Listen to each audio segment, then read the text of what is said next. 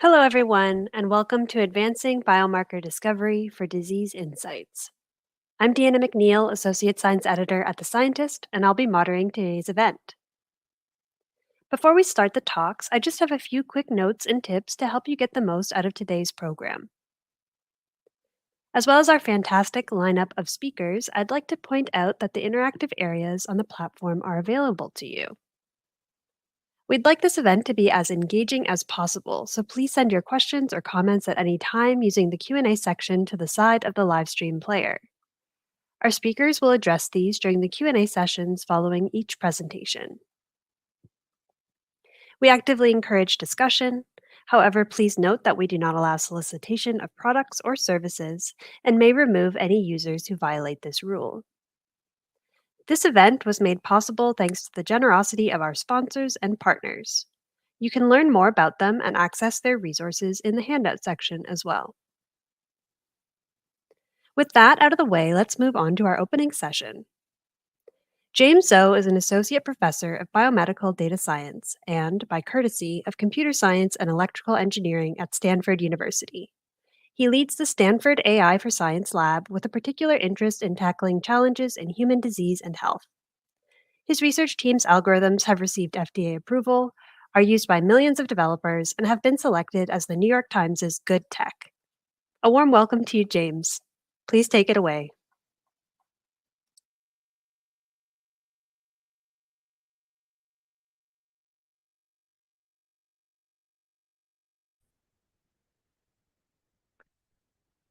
Hello, it's my great pleasure to participate in this scientist symposium, and I'm very excited to share some of the recent work we're doing in building AI scientist agents to help us to accelerate scientific discoveries.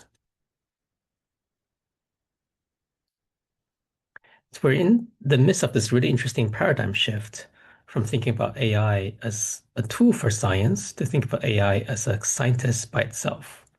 Right, so for the past decade, AI has been a very useful tool for tackling well-defined scientific problems. For example, if I have this problem of predicting structures of proteins, then I can use tools like AlphaFold to help me to tackle that task. For the past year in particular, we're seeing this paradigm shift where, in addition to think of AI as a tool for tackling a narrowly defined specific problem, we're also starting to use AI as a co-scientist that can help us across a broader range of research endeavors. So this is driven by advances in what we call AI agents, which are essentially systems that we can build on top of large language models, where the language model itself is the brain of the system, right? And then we can also give these agents access to additional tools. They can create their own tools. They can also use external memories and other resources. This then enables the agents to be much more flexible and autonomous in helping us to come up with research questions, analyzing data, designing experiments, and even writing papers. So in that sense, these AI agents are scientists, right, that can really drive many of the research advances. We're still in early stages of AI scientist agents, but I think this is a very exciting emerging area, and I want to share with you some of the research work we're doing in this direction. So first, I'll just give a concrete example to illustrate the kinds of AI scientist agents that we can build, and also how some of their limitations and what their kind of research they can do. So in the recent work, we developed the virtual lab. The virtual lab created this to be a platform where different scientist agents can collaborate to tackle open-ended research problems. In the virtual lab, we designed this to be very much mirror of my physical lab at Stanford. Right, so the virtual lab is organized by an AI professor agent. Where I'm working with the AI professor agent, we have different AI student agents with different expertise, let's say in computational biology, immunology, machine learning, data science, and so on. These agents, they have their own group meetings and where they can come up with research plans. They can also have, we also created a virtual lab school, sort of like a replica of a human school where the agents can go to the school to teach themselves on how to become better researchers. So this is published in this paper here, and then I'll describe some of the key findings from our paper. So the way that we interact with researchers in the virtual lab is that we can talk to the PI or the professor agent. So for example, I can explain to the professor agent, right, some project that I'm interested in, which could be designing new therapeutics, new drugs, clinical trials, or analyzing some complex data set. And then for each project, the PI agent will look at that project and try to figure out what different areas of expertise are needed to tackle that task. Maybe for a particular project, the PI agent might say, okay, it's useful to have, let's say, an immunologist on the team. And then it's actually the job of the PI agent to automatically train and to create a sub-agent with expertise in immunology. So for different projects, the PI agent has the flexibility to create a different team of agents, which makes this very versatile. I'll come back to and explain a couple more slides of how the training and creation process of these agents look like. For now, you can think of each agent as taking a frontier language model, for example, GPT-4 or GPT-5, and then we can do additional fine-tunings on top of these models to make them better at doing specific scientific tasks. So once all the agents are automatically created by the PI agent, then the agents can start to have their own team meetings where they all meet together to come up with a research plan. They can also have one-on-one meetings where one of the agents will meet with the PI or the professor agent to review a subtask, right? A subtask could be like reviewing a piece of code or analyzing a data set. To make things more concrete, I just want to show you an example of one of these virtual lab team meetings. This is actually the first research project we assigned to the agents, where their job is to help us to design new binders to the recent SARS-CoV-2 variants. You can see that at the beginning of the meeting, the PI agent first explains to all the other agents, right, what is the objective of this project, which in this case, to design binders to the spike protein of the latest COVID variant. And then the other agents can speak up sequentially one after another. In this case, the immunologist agent spoke up second after the PI agent, and then recommends designing these binders in the form of nanobodies, which are these relatively small proteins. And then the machine learning agent spoke up after that and said that, okay, I like that idea of nanobodies because they're smaller. That actually makes our jobs agents easier to computationally model and predict their structures. So you can see how the agents can provide rationales to support their recommendations. We also have a scientific critic agent that participates in all of these virtual lab discussions. The critic agent is sort of like a reviewer who provides more skeptical feedback to the ideas of these other agents. In this case, the critic agent says that, well, we don't have a lot of data around antibodies for COVID, so then let's be very careful about overfitting our prediction models. The actual virtual lab meeting can go on for longer. They have multiple rounds of discussions. Here I'm just showing the first part of the meeting, and you can already see how the agents can build ideas off each other and relatively quickly converge onto a new research plan. Now, one thing that I'm very envious of my AI scientist colleagues is that their meetings are much more efficient than my meetings. One of the virtual lab meetings might take a few seconds or a minute. In the time that I had one of my meetings, they already had hundreds of research discussions. And unlike me, the AI scientists do not get tired, so they actually run multiple meetings in parallel. For every question they want to discuss, they will discuss it 5 times in parallel. In each of these parallel meetings, because of the randomness in these models, they can come up with different ideas. So then the PI agent would read the transcripts of all these parallel meetings to pick and choose the best ideas across these different meetings. So this is kind of an effective way to explore a broader range of ideas. Here, the different agents have different roles. Right? In this pie chart, I'm showing how often the different agents will participate and speak in the virtual lab discussions. For example, if we look at this blue slice here, that corresponds to human researchers. For example, us, right? So we only speak about 1% of the time. Our role is to mostly provide high-level guidance to the agents. For example, we can tell the agents, what research projects are interesting and important to us, what constraints we might have, like how much money we have to do the experiments. But otherwise, we don't want to micromanage the AI agents, right? We leave it up to them to come up with their own research plans and to implement and execute on those.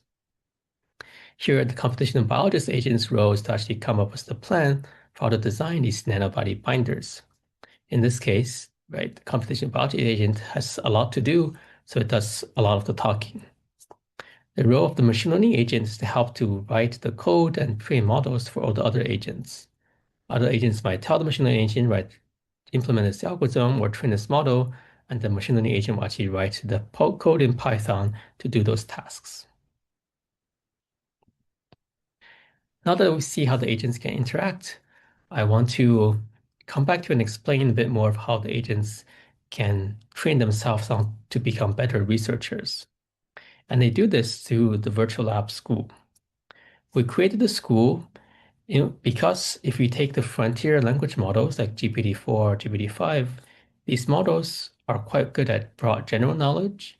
But if you go very deep into a specific technical scientific domain, these models may not have the most up-to-date or the most sophisticated reasoning.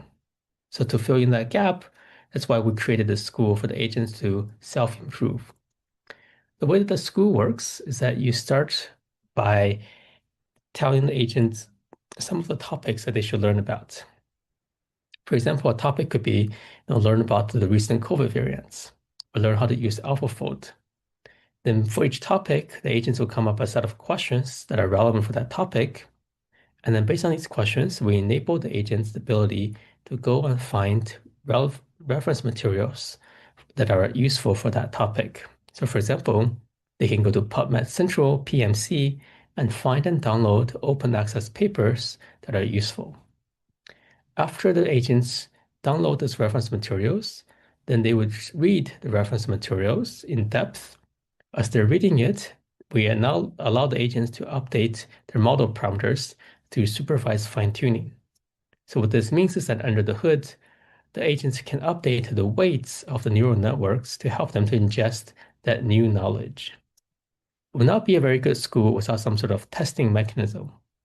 After the agents have gone down their fine-tunings, we have another set of agents, teachers, who come up with different questions.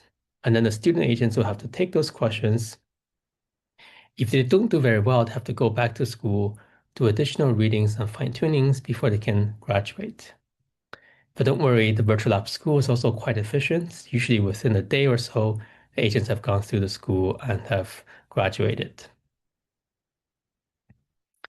Okay, so now that we see how the agents can interact and then can also improve, I want to come back to this initial case study to illustrate the kinds of scientific research that they can do. Recall that the first project we assigned to the virtual lab was to help us to design binders for the new COVID variants. And they decided to do this by designing nanobodies, which are these small proteins. To help the agents to design these nanobodies, they decided to create a new computational workflow to model and to optimize these nanobodies in silico. So this is the workflow that's designed and implemented by the agents. First, they would use this protein language model called ESM to look for stable proteins. And then they would pass the candidates from ESM into AlphaFold together with the spike protein of the target COVID variants. AlphaFold generates this nice three-dimensional structure that computationally predicts, right, how the nanobody might bind to the target spike protein. Agents will look at that three-dimensional structure to extract some geometric information, but they don't trust AlphaFold by itself. Right? So then the agents will pass this AlphaFold predicted structure into a physics simulator engine called Rosetta. Rosetta then will relax that structure to estimate the binding affinity, and then the agents will also extract additional scores from Rosetta. So by combining the insights and outputs from these different complementary tools, then the agents created a holistic score to help it to prioritize and filter for promising nanobodies. And they would iterate through this pipeline multiple rounds to look for the most promising candidates. I think this is actually quite interesting because this pipeline is different from what people have previously used and have published. So for example, the agents have actually modified some of these tools. They've taken this protein language model ESM and actually modified the scoring functions to make it different from what people have previously used. So this is, I think, a good example of the kind of combinatorial creativity that's possible for AI agents, whereby they can take tools that people have previously created, combine these tools into new workflows, and also modifying and tweaking these tools to customize them for their own applications. This is a very useful kind of strategy. So here the agents planned, developed, and implemented this computational workflow. And by running this, they came up with a list of 92 promising nanobody candidates. And this is where human AI collaboration is really critical, right? So the virtual lab agents came back to us with these 92 candidates. And since they can't do their own experiments, we, with our human collaborators, then we can make these nanobodies in the real world and test them in the wet lab. Here I'm showing two nanobodies that were created by the virtual lab agents. So these are new proteins, meaning that nobody has seen these before, and they don't exist in the wild. Right. So in the bottom here shows the real experiments that our collaborators did to test how well do these nanobodies bind to different COVID variants. So let me explain what each curve mean one by one. If I look at the bottom red curve with the open red circles, that's where we took previous human design nanobodies and they do not bind to the COVID variants, right? This new recent COVID variant is seen because this curve is basically flat at 0. Now, if I look at the second red curve with the solid circles, that's the virtual lab AI design nanobody. It shows more promising binding. These two blue curves shows if we take the same nanobodies and test that against a different strain of COVID, the one from Wuhan 6 years ago. The virtual lab design nanobody, which is the top solid blue curve, also shows stronger binding compared to the human designed nanobodies. So the caveat here is I think there's definitely room for additional improvements and additional experiments. But I think here the results are already very promising to demonstrate how the virtual lab within a few days is able to create new nanobodies that we can experimentally validate to be quite strong, promising binders. So just to summarize this first part here, so we presented the virtual lab, a platform for these different AI scientists to collaborate to tackle open-ended research projects. We actually made the virtual lab open source. You can read more about it as a part of our paper. So people can also use them to tackle many different research projects beyond designing proteins. In our study, we also found that when you have teams of multiple agents with different expertise that collaborate, that often leads to better results than having a single agent to tackle a problem by itself. And the reason for this is that when multiple agents collaborate, sometimes they get into debates or disagreements, and that debate elicits more robust and sometimes more creative reasoning if we have a single agent to solve the problem. We also found it to be quite helpful to provide the agents with memories and a virtual local sandbox to help them to do their jobs.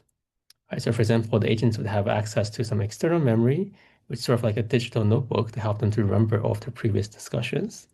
They also have access to a local sandbox so they can run code, modify tools like AlphaFold locally.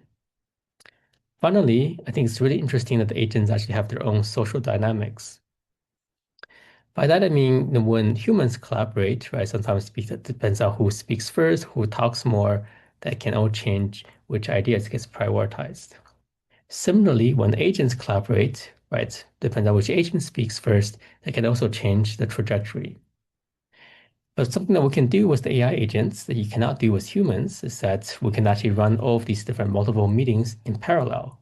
And in each parallel meeting, I can specify, maybe in this meeting, let's have the data science agent speak first. In this other meeting, let's have the immunologist they speak first. And then we can see what configuration actually leads to the most interesting and creative solutions.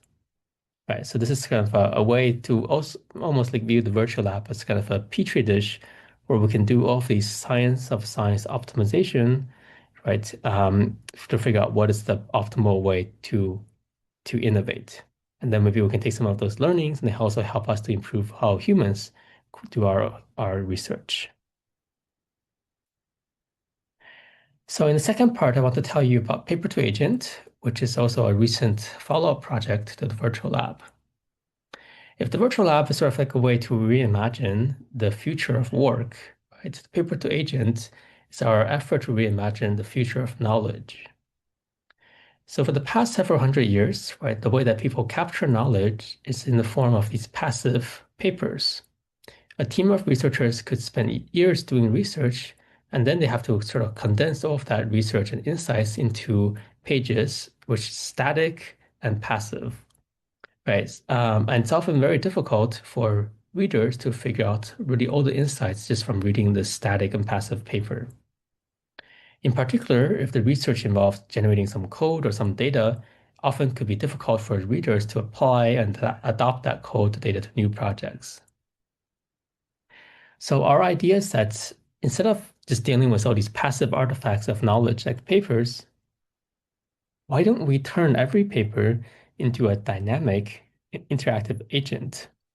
The agent then acts as the virtual corresponding author who can help the readers, right, to apply the insights and the tools from that paper to new projects. So for example, in this case, if I want to apply the methods from this paper to my own data, to my own problems, I can just ask the paper agent, and the paper agent then would be able to generate reproducible workflows that can automatically apply the tools from this paper to my problems and provides final insights. Right, so this can be done without me having to download or set up anything locally, which makes the dissemination of knowledge much easier. So the way that we do this is that we created an automated workflow called Paper to Agent that converts research papers automatically into paper agents. So under the hood, we have a bunch of different worker agents. Several of these worker agents, their job is to actually go into the original paper and any associated code base and try to create a simulated environment, a virtual environment, where they can reproduce and replicate, right, some of the results from the original code base. And they would iteratively refine this environment to make it very robust. The output of this is a paper MCP or Model Context Protocol. These MCPs have emerged as the industry standard on communicating resources to large language models and agents. So here, by automatically creating a paper MCP from the original paper, right, this MCP now captures all the tools, data, and know-hows from the original study. And then we can automatically host this MCP on a remote server and then connect it to the downstream chatbot or downstream language model. This then enables the language model to become the expert corresponding author. So here's an example of what this how this looks, right? So ScanPy is a commonly used tool in bioinformatics. So with Paper to Agent, we can automatically create a ScanPy agent, and then the user can just simply talk to the ScanPy agent and upload their data and say, can you help me analyze my data? And the agent then would automatically be able to create these reproducible figures and workflows. And here we can take the figures and results produced by the ScanPy agent, shown here on the left, and compare that with results analysis done by human expert users, which are on the right, and verify that here the agent is able to exactly match the results from the human experts. And across quite many complex queries, we've shown how Paper to Agent is able to actually answer these queries correctly, while alternative approaches, like simply giving the paper and code to Claude directly, often leads to a lot more mistakes. So this illustrates how the benefits of our approach of first creating a robust paper MCP and then the agent on top of those MCP. Another benefit is in having much more efficient runtime. You can see here that the paper to agent approach is often significantly faster, often by threefold faster compared to using Claude Code or other approaches. Now, something that I'm very excited about is this paper to agent enables a new form of agent to agent collaboration. So imagine if all of the research now, if every paper becomes its own interactive agent, then multiple agents can directly communicate with each other to form collaborations. Let's say if somebody publishes a new method, that becomes a new agent that knows how to use that method. Some other group publishes a new data set with paper agent, we can create an agent that knows how to use that data set. Then these two agents can get together and figure out if that method is actually applicable to that data set If it is, they can just directly collaborate and generate new insights. So here's actually a real example of that agent-to-agent collaboration. Right, so AlphaGenome is a very powerful method released by Google DeepMind, which paper-to-agent we automatically created an AlphaGenome agent. Separately, there's another group that published a large-scale genetic studies for risks for ADHD.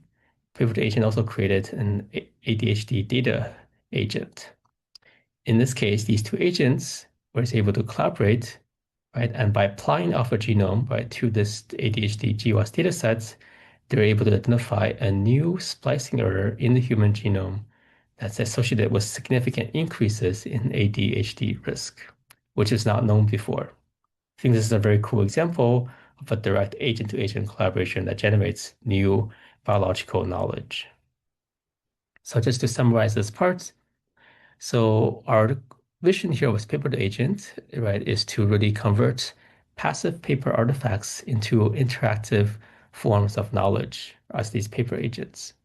And the benefit of doing this is that this enables readers to be able to readapt and use that knowledge and methods and data from the paper.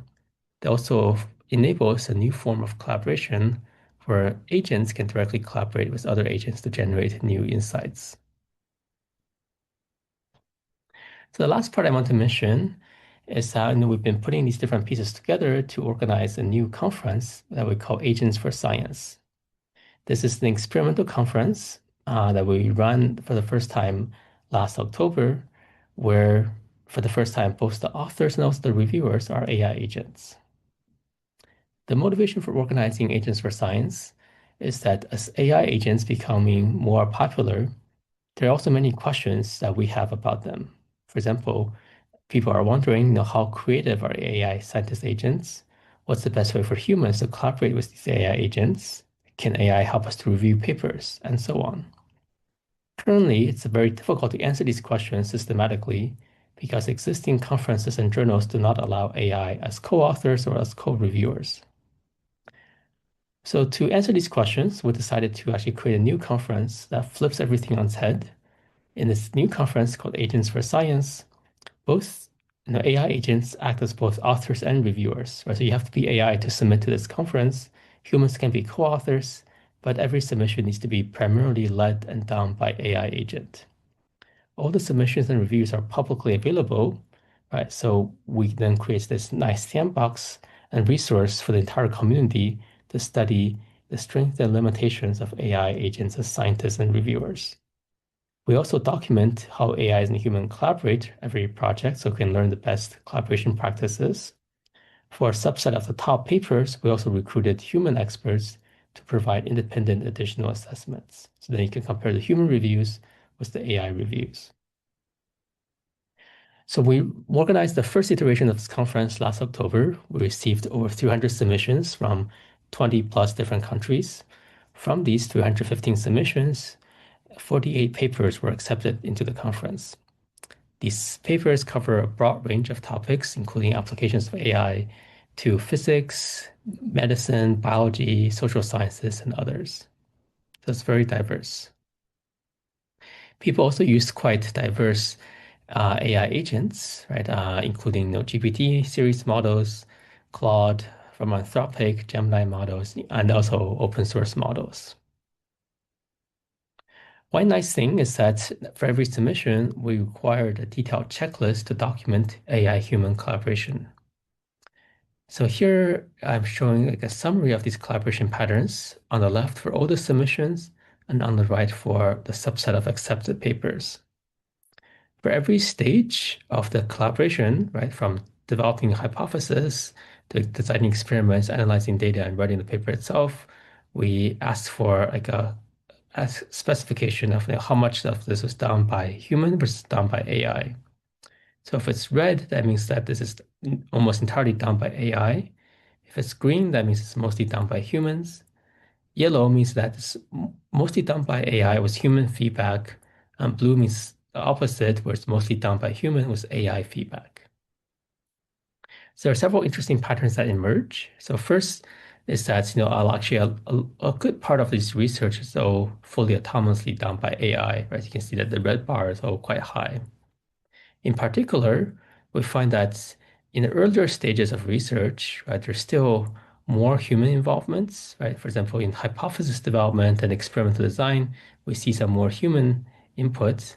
Whereas in later stages of research, like data analysis and writing, this is where we see an increase in fully autonomous AI usage.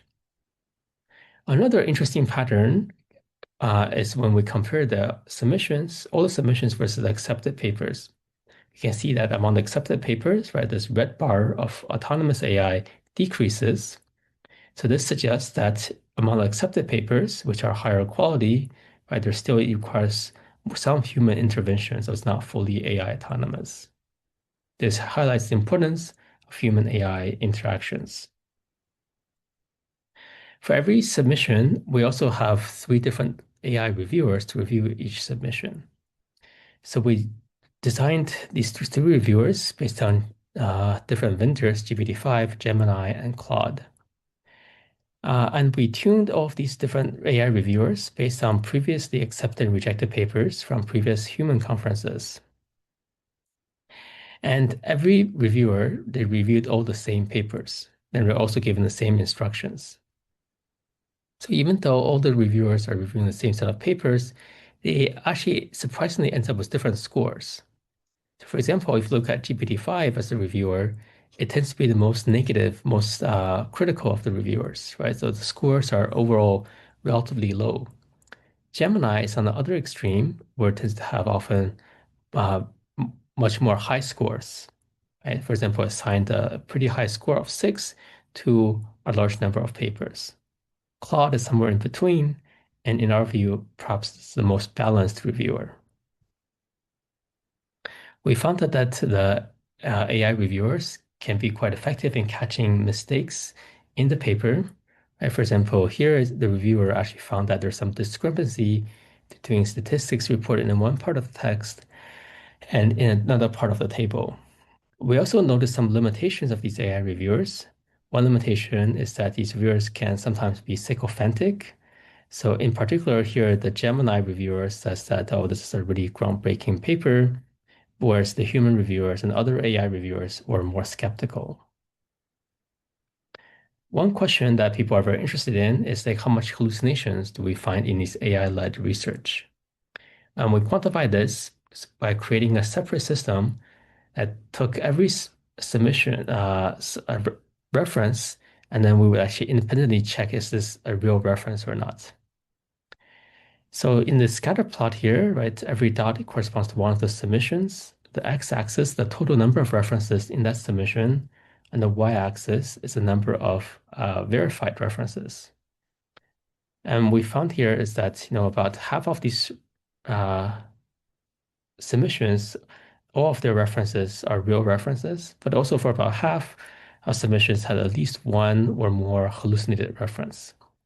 So in particular, these ones in the red here, these are submissions where most of the references are hallucinated. So this shows that hallucination of references is still a relatively widespread challenge. Finally, I just want to highlight some example of the kind of AI-led research that was published in this conference. So here's one interesting paper. The first author is an AI agent, and then the co-authors is a team of human researchers. In this work, right, so the agent and the human colleagues decided to simulate job markets using AI agents on both sides of the job market. So for example, they would have AI to simulate people who are looking for jobs, and also AI to simulate companies that are looking for hire workers. And by using this simulation platform, they can then study the effects of different policies on the efficiency of the job market. So this was actually also reviewed by a human expert who was a Nobel laureate in economics. Here's a quote from the human expert reviewer who wrote that this is a really interesting paper, and having agents to model both sides of the job market is a really fascinating topic. Right? And this is also a technically well done paper. So I think this is a good example of how this agent-led research that according to a very high standard of human experts is regarded as quite innovative and interesting. So I'll just wrap up and summarize here. I hope to show these three examples to illustrate why we're very excited about the potential of AI agents as our partner to accelerate scientific discoveries. We're still quite in early stages, but it was the virtual lab we've seen how a team of the agents, right, can work together to help us to design new nanobodies that we have experimentally validated. With paper to agent, we see how by converting papers from passive artifacts into dynamic virtual corresponding authors, this can help to facilitate collaborations and make it easier to disseminate knowledge. And with Agents for Science, we created the first experimental conference where both the authors and reviewers are AI agents. Here are the references for these works that I mentioned. I want to especially acknowledge my students that led each of these projects. So Kyle Swanson for the virtual lab, Jiachen Miao for paper to agent, Federico Bianchi and Owen Quinn that helped to organize Agents for Science. Great. Well, thank you very much. And I'm happy to take any questions.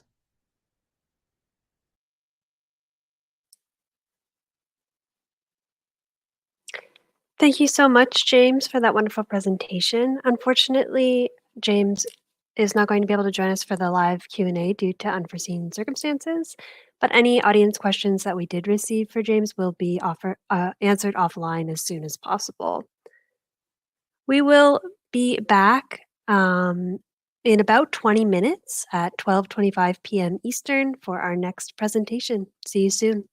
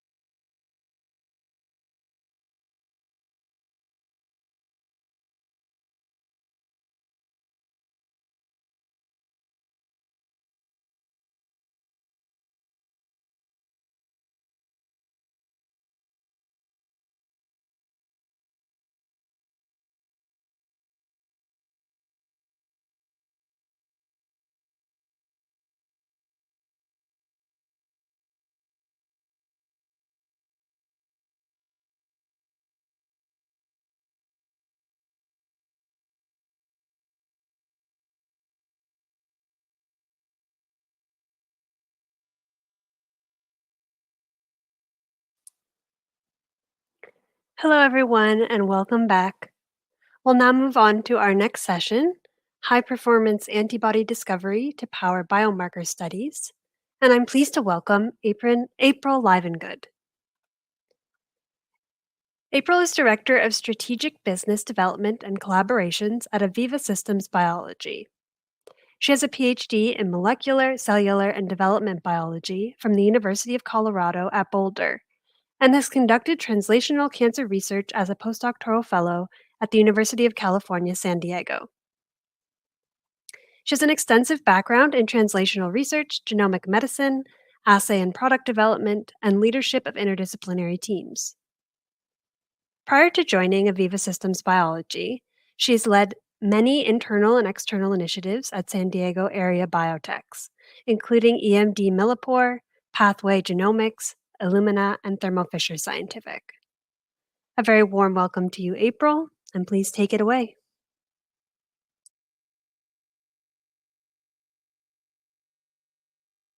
I appreciate the opportunity to speak today along with this great lineup of speakers. I'm presenting on behalf of Aviva Systems Biology, where I'll talk about our high-performance antibody discovery to power biomarker studies. So at Aviva, our goal is to develop recombinant antibodies that can help enable and power biomarker studies. We have a focus on developing highly sensitive and specific antibodies, which are a key tool to identify and study protein biomarkers. And we're very committed to developing high-performing antibodies for challenging targets. So what do I mean by challenging targets? There's a lot of reasons why it might be challenging to develop antibodies and assays for a protein biomarker. It could be, for example, some proteins are detected at very low levels in biofluids such as plasma, serum, or CSF. So you need a very high affinity antibody and assay to detect those. Also with, in some cases, you need a really broad dynamic range as well. There can also be challenges like if it's only found in a very rare cell type. Also, there can be challenges around finding the right specificity. So if you have a protein isoform that's very similar to other proteins, then finding something that specifically detects the isoform of interest and doesn't cross-react with other proteins is important, or maybe distinguishing a form of the protein with a single post-translational modification or a single mutant amino acid. So not only the protein target itself, but also the type of cells, fluids, or samples you're working in means you can encounter a variety of challenges when you're trying to make the right tool. And until you have the right tool, you can't really ask the questions you want to better understand the role of a biomarker in disease progression, monitoring therapeutics, and other indications. So we've developed a proprietary antibody development workflow at Aviva that helps with the rapid identification of antibodies for challenging targets. And today I'll walk you through that as well as give you an example of where we used it to make a high affinity antibody pair to detect the biomarker progranulin in clinical samples. First, let me give you a brief introduction on Aviva. So Aviva is a Southern California company based in San Diego. We've been around for over 20 years. Very early on, the company launched tens of thousands of polyclonal antibodies to cover a large percentage of the proteome, basically providing antibody tools to help study a lot of different proteins, including rare ones where there may not be many tools available. The company expanded its product offering to include a lot of ELISA assays, recombinant proteins, and other reagents to support researchers. And for this past several years, there's been a real focus on developing its recombinant antibody pipeline and capabilities to make high-performing antibodies and assays with those antibodies. More recently, we've also shifted our focus more to antibodies and assays to serve translational research, biomarker studies, and diagnostic applications. I should also mention we acquired Genway Biotech almost a decade ago now, and that brought in our GMP manufacturing capabilities. We have a lot of custom services around antibody, protein, and ELISA development, and we are also ISO certified. So you may be familiar with recombinant antibodies, but I want to give you a little bit of a background on the importance of these reagents and why there's really been a shift toward trying to use those, especially for key antibody tools and assays. Maybe you've used polyclonals, maybe some hybridoma-based monoclonals, or even recombinants in your research. But if you're really relying heavily on your antibody as a tool, you need it for important studies, maybe you're developing an assay with it, and you want the performance at day 0 to be the same 5 years later, and also not worry about the stability of supply, then really recombinant antibodies are the way to go. They have the highest lot-to-lot reproducibility, easily scalable production, stable long-term supply. If it comes to something like a monoclonal that's produced from a hybridoma cell line, you have to worry about contamination and genetic drift and other things that can influence the performance or even result in the loss of your antibody in worst case scenario. With the recombinant, you don't have to worry as much because in addition to physical storage, you also have, in a sense, digital storage because you have the sequence of the antibody. So we see that a lot of assay developers that we work with, and just in the field in general, there's been a real shift to recombinant antibodies, especially for key antibodies and assays that rely on those antibodies to shore up your supply and your performance.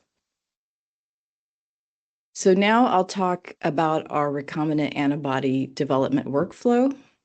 I'll give sort of a high-level overview of the workflow, and then some of the key steps I'll describe more in detail later.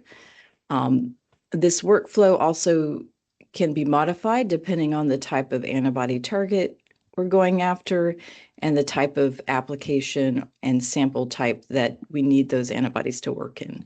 So first, I'll walk you through an example of how we would develop antibodies to ultimately find antibody pairs that can work in a sandwich type immunoassay, such as an ELISA.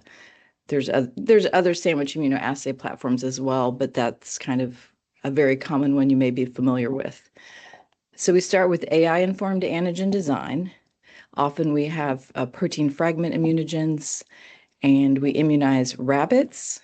We find that developing antibodies in rabbits yields high affinity specific antibodies. There's a very diverse antibody response in rabbits, so that's our preferred system for generating the antibodies. So we let Mother Nature do its work, and then a few months later, we want to isolate the cells producing antibodies specific to the protein target, or technically the immunogen that it was generated against. So we do single B cell sorting at this stage to isolate antigen positive B cells. And from those cells, we do small scale antibody clone production. We can make small amounts of antibody from 100 or even hundreds of different cells. So we have a lot of antibodies at this stage, and we can do high throughput screening on the Cartera LSA. This is a high throughput surface plasmon resonance instrument. So we can do kinetic analysis looking at affinity. If we're developing antibody pairs, we may also do an additional experiment on there known as epitope binning to help identify antibodies that will pair well together. And then based on the results from our early test with hundreds of antibodies, we pick the best candidates to move forward to do our sequencing, look at diversity analysis, and then pick the best candidate antibodies to then move forward to our functional testing. So we do scaled up expression, and we can develop several or 10, 15, 20 antibodies that we then go on to do our functional characterization. So in this case, if we're trying to develop an antibody pair, we would do a lot of pairwise testing to find the best antibody pair, making sure the performance works well with good dynamic range and on the samples of interest. And ultimately, we can find the best pair to progress to full immunoassay development. Now, for example, if we're trying to develop an antibody for a different application, perhaps to work in cells or tissue, a lot of the workflow is the same, but we would modify it some to increase get better results and better customize it to the type of project. So, for example, if we want to have an antibody that works on cells by immunocytochemistry, after we do the initial steps, in addition to the kinetic analysis, we would also do small-scale application testing for the application or applications that we're most interested in. Again, then we would pick the best candidate antibodies based on that data and performance to do our sequencing and diversity analysis, and pick the top antibodies to make more antibodies to scale up the expression and do a lot more characterization and final application testing.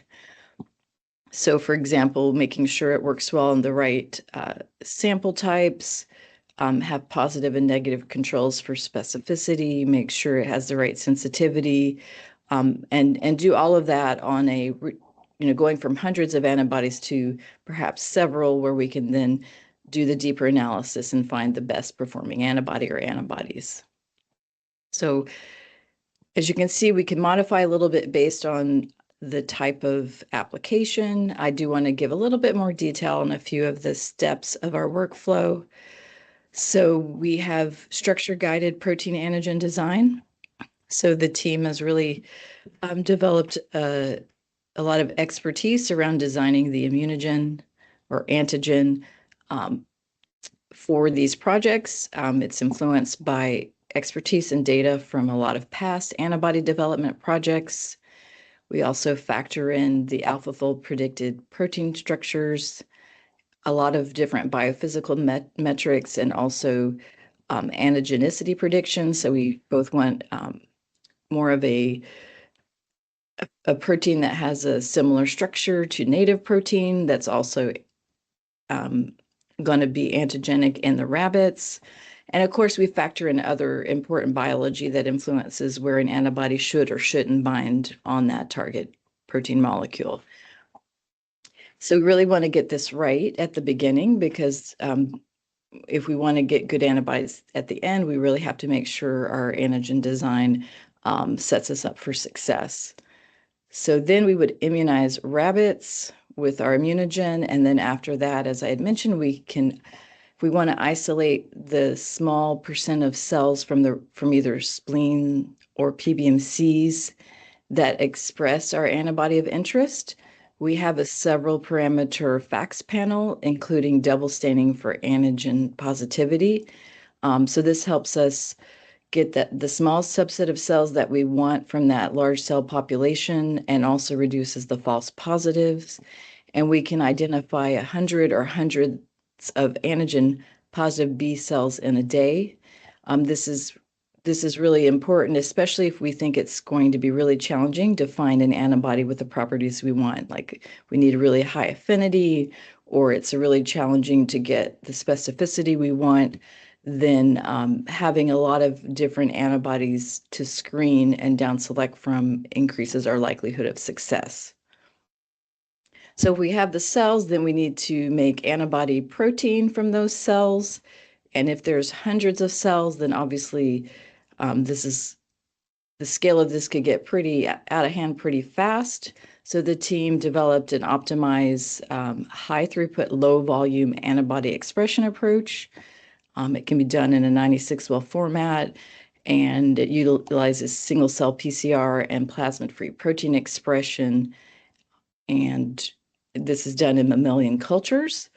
And so by isolating a lot of cells and then being able to make antibody from hundreds of cells, we really, again, just want to reinforce that we have a lot of different antibodies to start with, and this increases the likelihood of that in the end we get ones that meet our performance criteria. So now that we have that small amount of antibody, hundreds of different antibodies, fortunately, we were able to leverage the Cartera LSA which is a surface plasmon resonance instrument. And we can do high throughput kinetic analysis on this. So it has fast turnaround time, and it only requires a low volume of sample, which is what we would have. So that works out well. It can be 96 or 384 antibodies at the same time.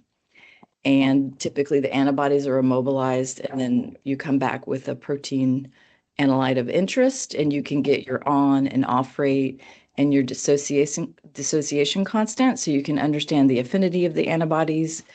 But not just for your protein target of interest, but if you're looking for particular specificity, you can not only flow on your protein of interest and look at the on and off rate, but you can come back with related proteins, for example, negative controls, or do a counter selection if you want your antibodies that bind a particular isoform but not a related one, or a particular post-translational modification, but not something without it, or plus or minus a point mutation that results in a single amino acid change. So we really get a lot of information on hundreds of antibodies around affinity and some initial specificity data as well. And then if we are developing an antibody pair, and let's say we have a large protein that we want to have antibodies that can bind cooperatively, we can do epitope binning, which is basically you immobilize all the antibodies, then you bind your protein molecule, your potential biomarker, the protein you're interested in, to the antibodies, and then come back with each antibody one at a time. And at a high level, what's happening is you're looking for antibodies that can both bind your protein at the same time. So they could potentially pair together, and they would be in different bins. But if two antibodies compete for binding, they can't bind the protein at the same time, then they would be in the same bin.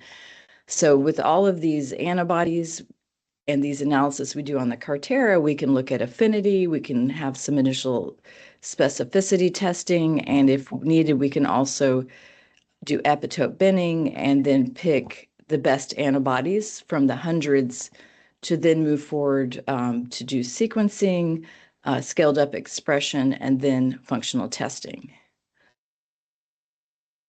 So that kind of gives you a flavor for our workflow and how it can be fine-tuned for different kinds of projects. Now I'd like to show you an example from one of our projects.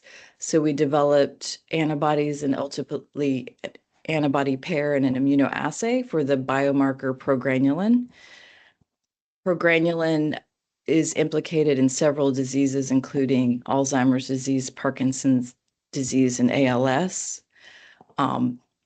Mutations in progranulin, heterozygous mutations, actually have been shown to cause a highly penetrant form of frontotemporal dementia, and it's also studied as a potential biomarker.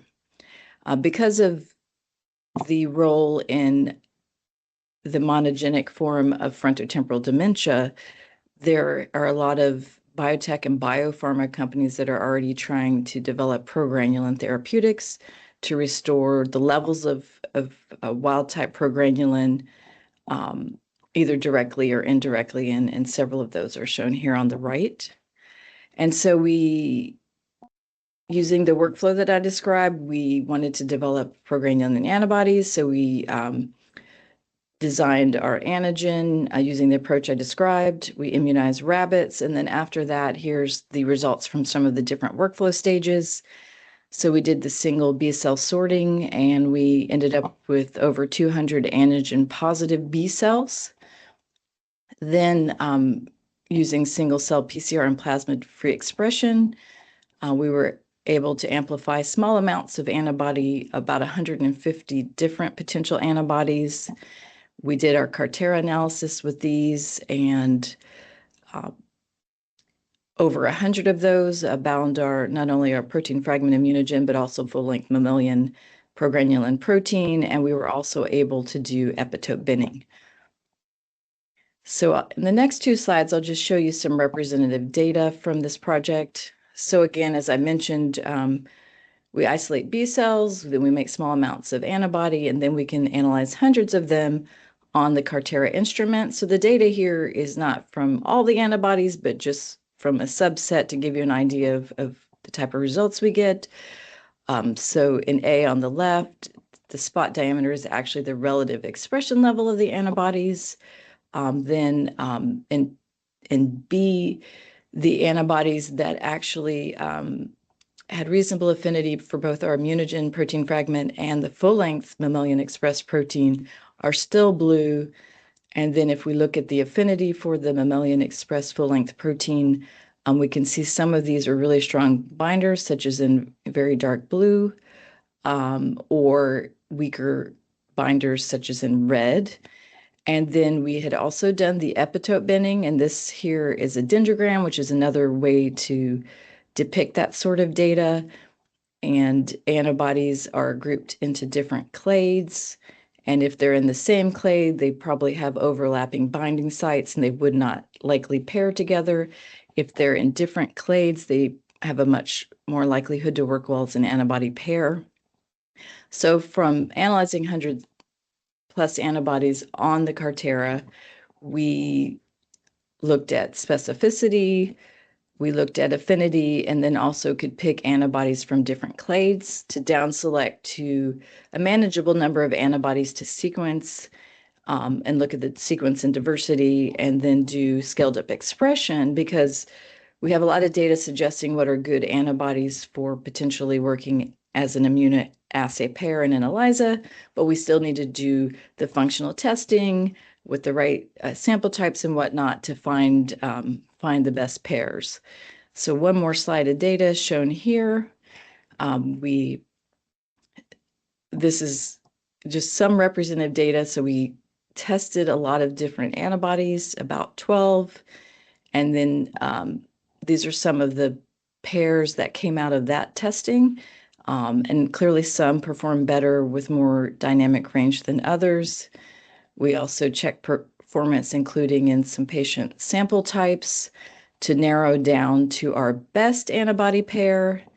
And for that, we then developed it into a chemiluminescent ELISA. And, as you can see, we also looked at performance in some different patient-relevant sample types. And also, we tested in both control and neurodegenerative disease patient samples, both serum and CSF, to get some preliminary data around how it works in patient-relevant samples. So at this point,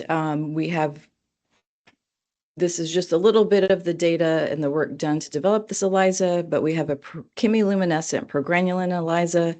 The next step is we want to assess the clinical utility in collaboration with clinical researchers, and we have some things lined up. We're particularly excited about testing in frontotemporal dementia patients, both mutation positive and negative, but there's certainly a lot of other disease indications where our progranulin assay is a useful tool, and we'd like to see its performance in those other disease settings as well.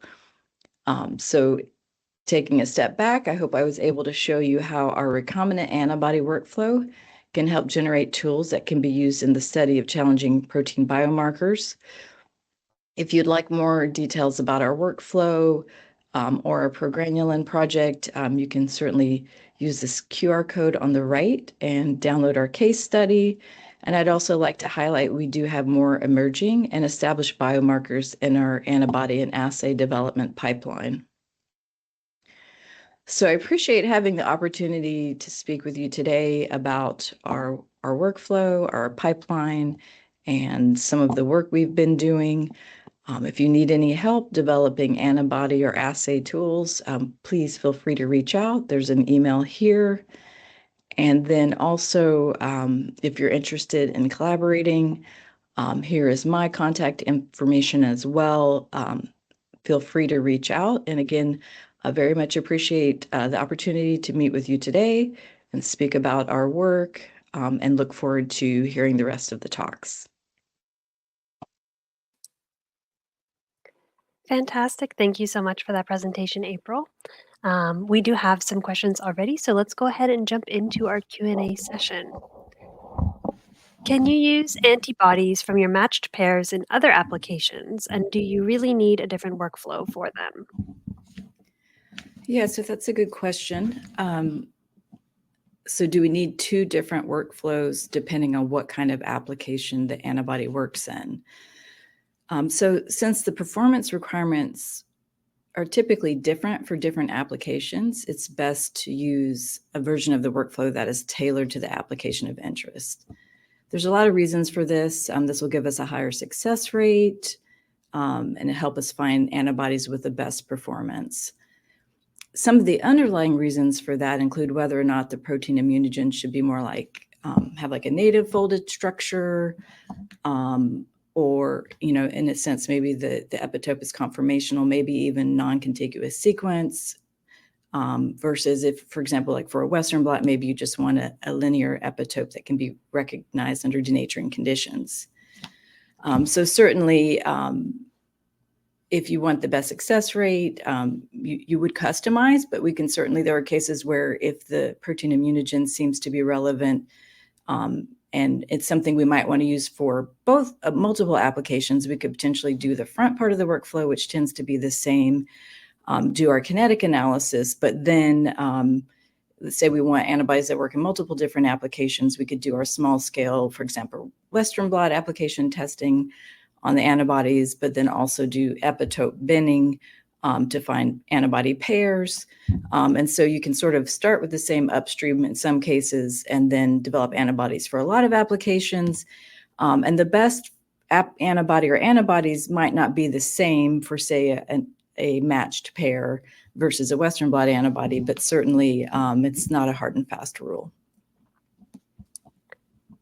Fantastic. Thank you. Maybe for the sake of time, we'll just do one more. Why do you prefer protein fragment imagens instead of peptides, and what is the typical length?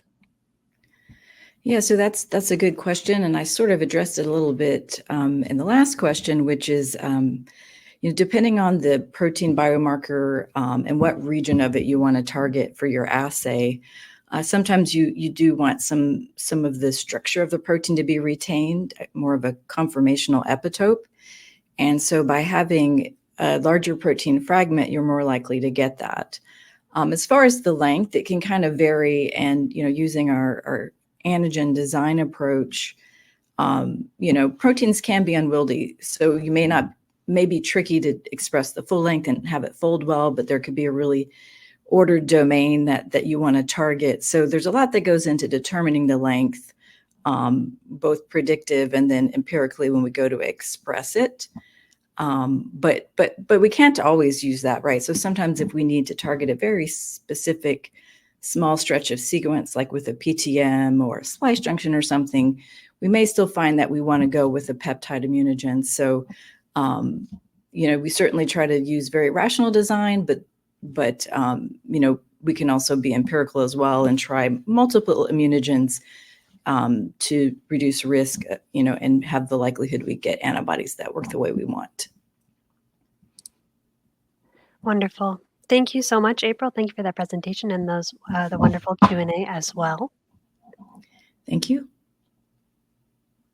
We'll now go ahead and move into our next session, From Proteins to Proteoforms, Translational Biomarkers Enabled by Unbiased PTM Profiling.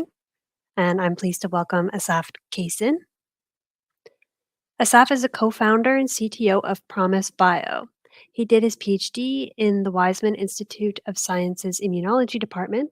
And prior to his PhD studies, Asaf was the EVP of Technology and COO at Evogene. At Promise Bio, he and his colleagues are utilizing cloud-based AI platform to perform unbiased, broad-range epiproteomic analyses on standard mass spectrometry data. A warm welcome to you, Asaf, and please take it away.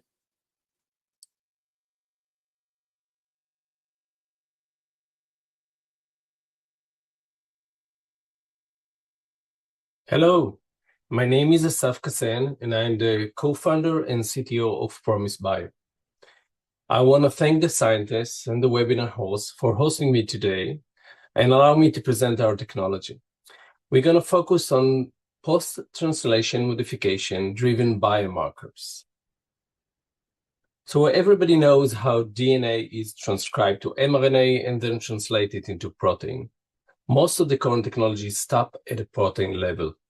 Even you looking at standard mass spectrometry analysis or aptamer-based proteomics like Olink or SomaLogic, the end result is your protein abundance table in the samples. But this is not where the biology stops. There are more than 400 different post-translation modification that happens after the protein is being folded.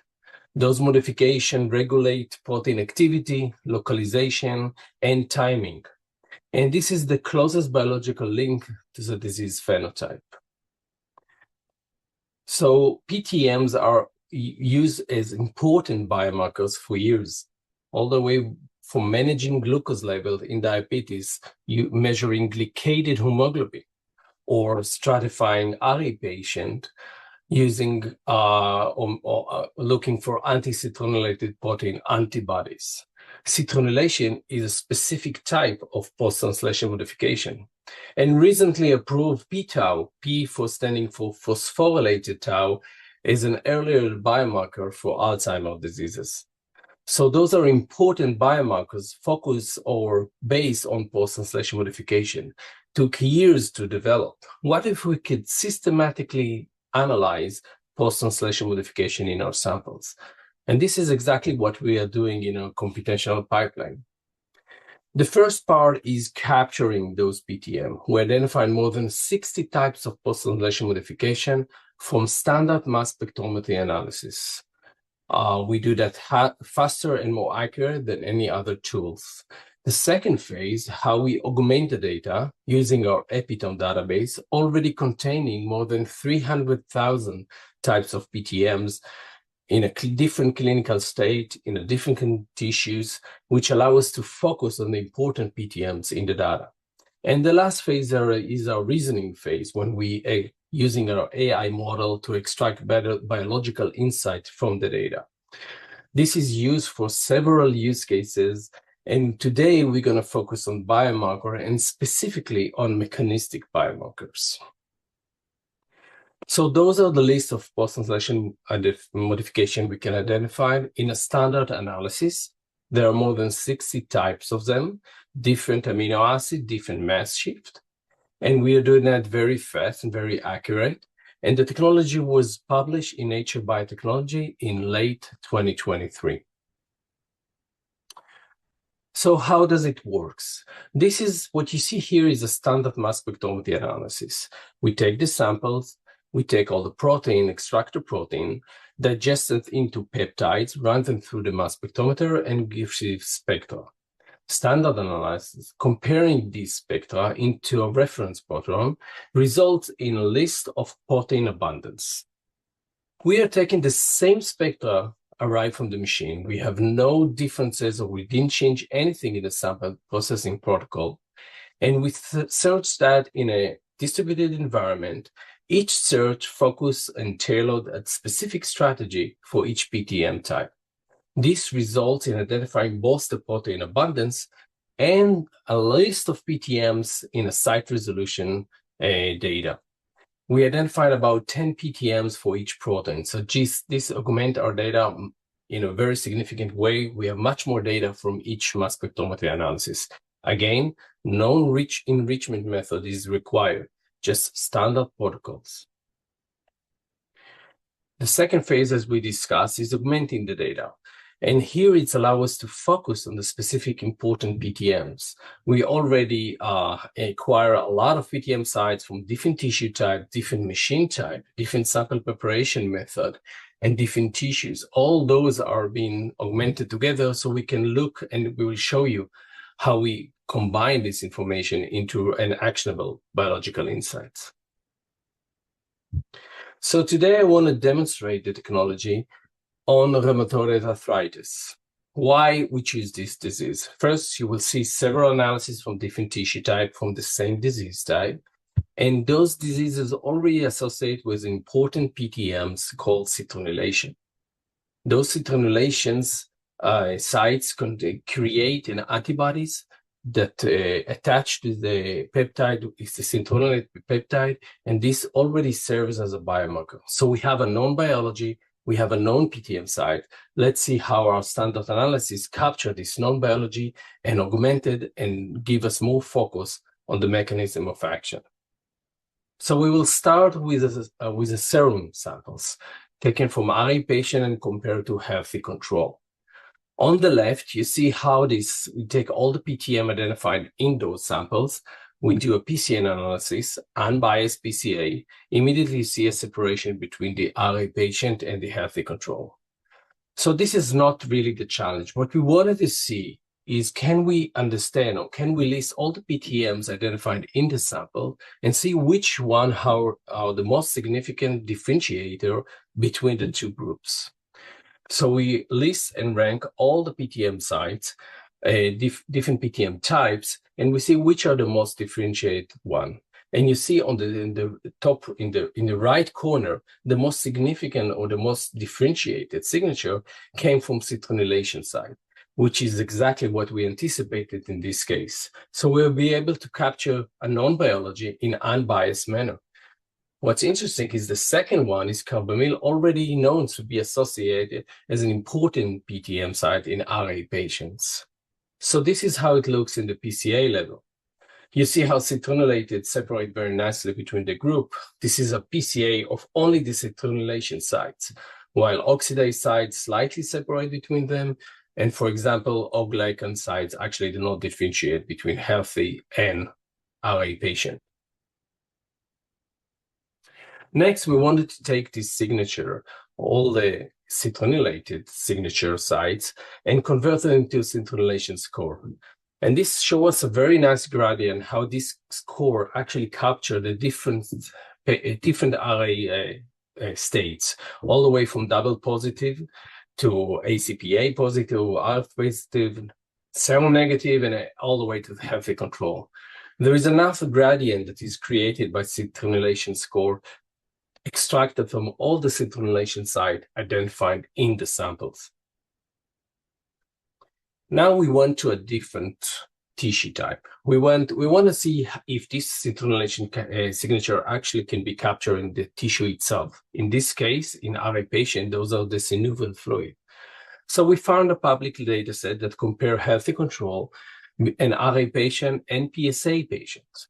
PSA and RA are very similar diseases, and they cannot be separated when looking at protein abundance level, as you see here on the left.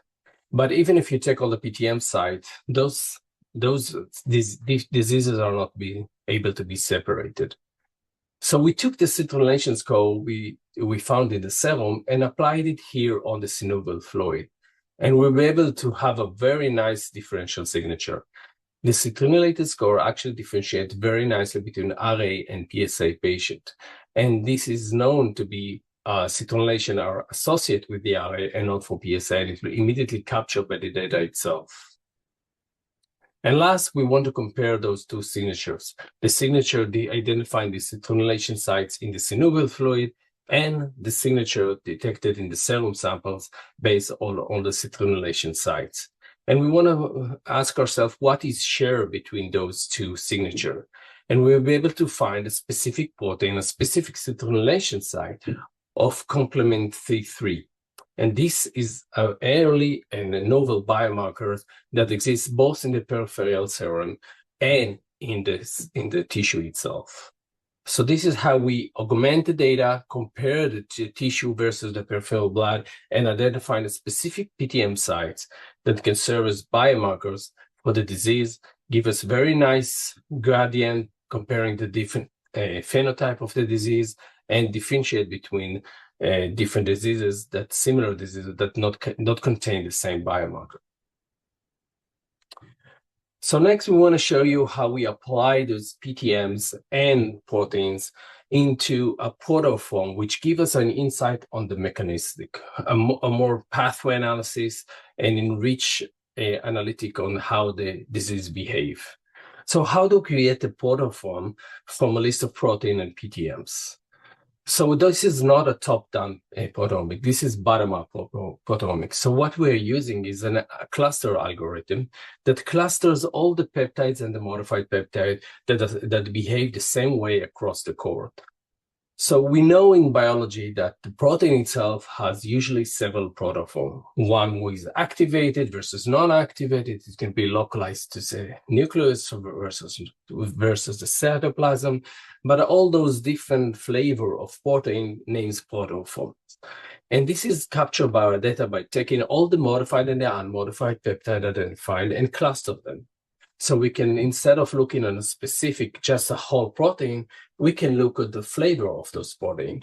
In this example, you see 3 different protoforms. Each one contains different modification types, which behave differently across the cohort and were detected by this clustering algorithm. So how do we use this protoform information? And again, a different tissue type, RA patients of this time PBMCs. So we look at a specific protein, MAPK3. This is important protein, and this pathway, that MAPK pathway, is really associated with RA disease. It's a known biology. But when you look at the protein abundance differences between RA and healthy tissue, you don't see significant change in the MAPK3. It's slightly reduced in the healthy, in the RA patients, comparing to the healthy, but there is not any enrichment of this pathway.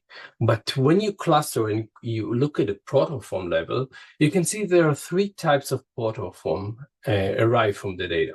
The first one is the unmodified one, which behave the same across the tissues. And there's 2 other forms.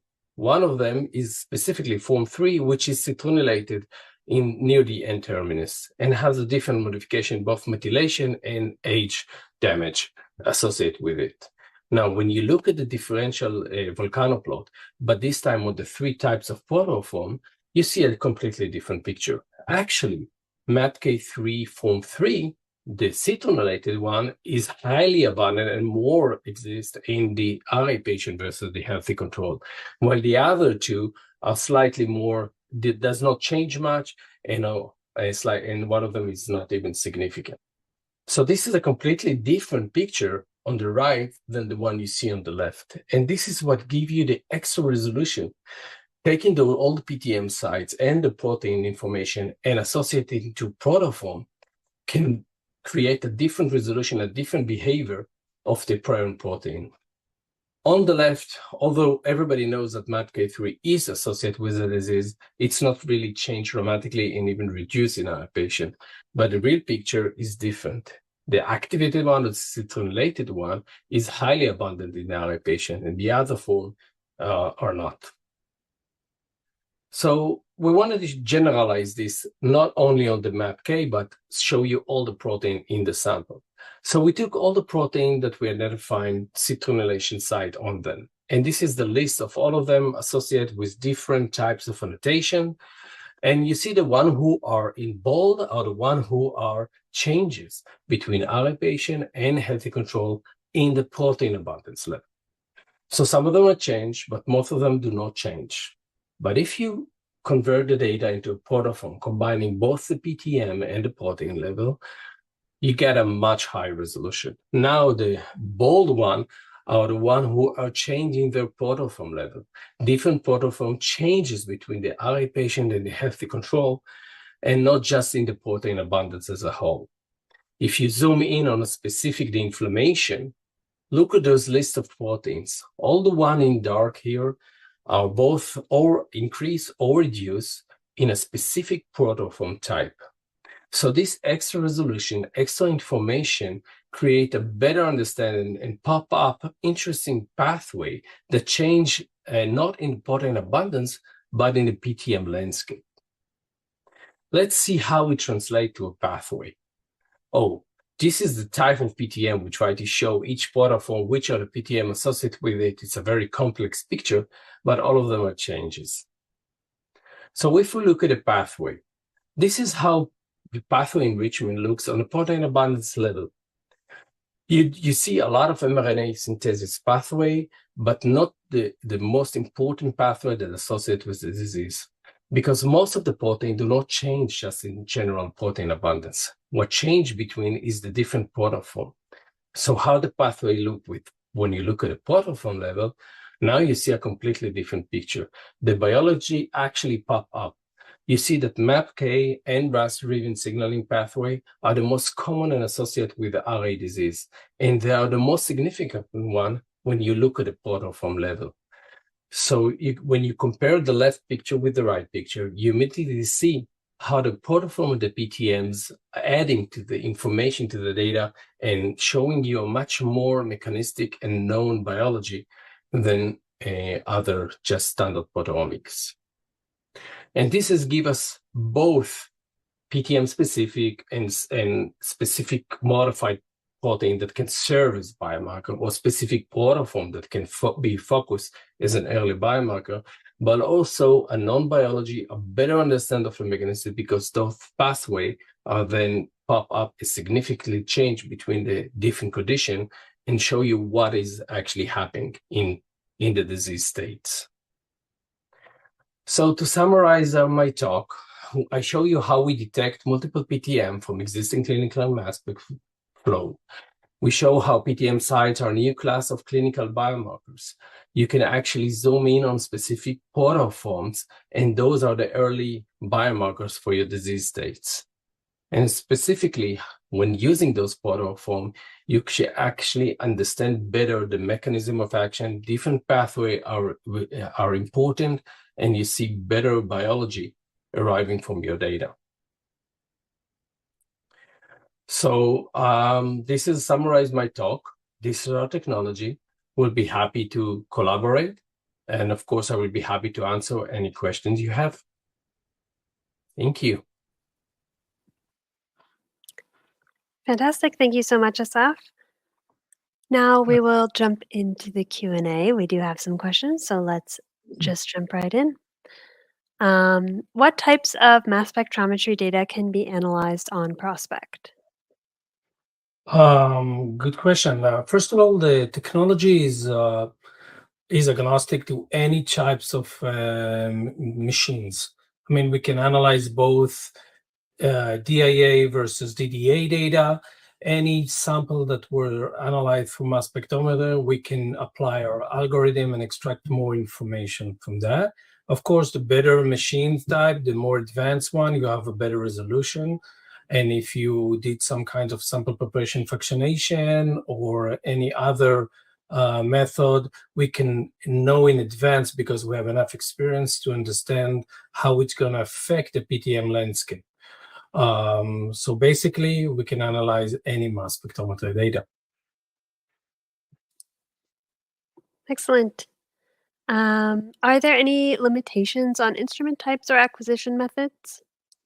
No, as I mentioned, we can analyze any machines, DIA, DDA, any other acquisition method. Of course, if you do targeted mass spectrometry, then there's only specific masses that were searched, and this will not empower our technology. The idea is to do as broad as possible without enrichment, without biasing the data, and then you can get a very nice broad view of all the PTMs in your sample.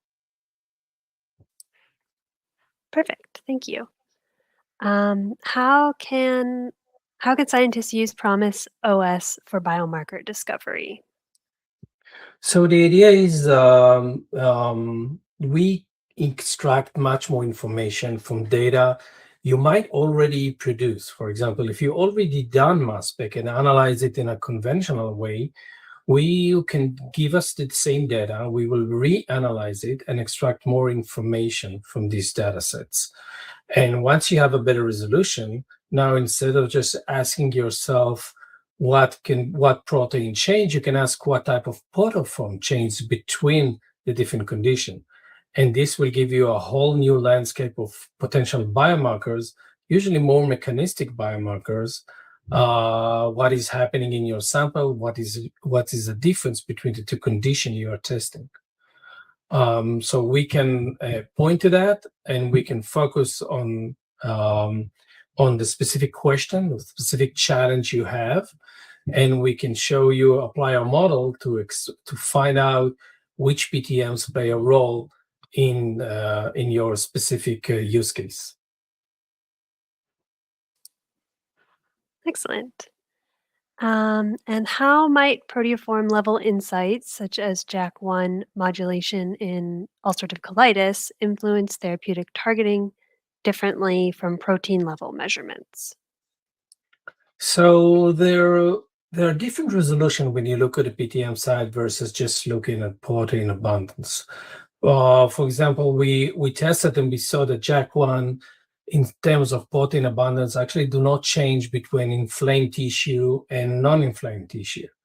While if you look at different proteoform and specifically on the activated form of JAK1, the phosphorylated one, you see that it increased dramatically in the inflamed tissue versus the non-inflamed tissue.